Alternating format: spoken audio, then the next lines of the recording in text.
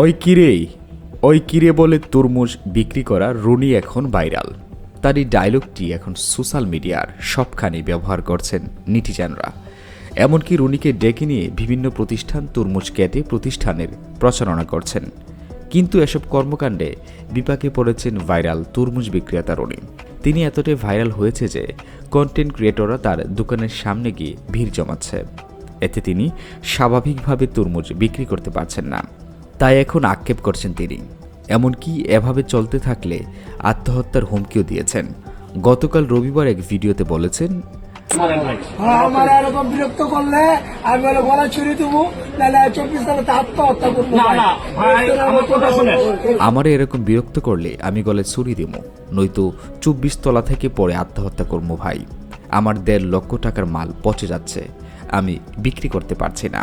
তিনি ওই ভিডিওতে আরও বলেন, আমি তো ভিডিও করার জন্য বলি নাই, আমি ভিডিও দিব, আপনারা যা বলবেন আমি তাই শুনব, কিন্তু আমারে ভালো রাখেন, কর্ম করে খাইতে দেন ভাই। তিনি কান্নাজড়িত কণ্ঠে অনুরোধ করে বলেন, আমারে বিরক্ত করবেন না ভাই।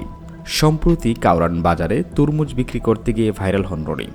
তরমুজ বিক্রি করার সময় এক কন্টেন্ট ক্রিয়েটর তা ধারণ করে ছেড়ে দেন। তা মুহূর্তে সোশ্যাল মিডিয়ায় ছড়িয়ে পড়ে।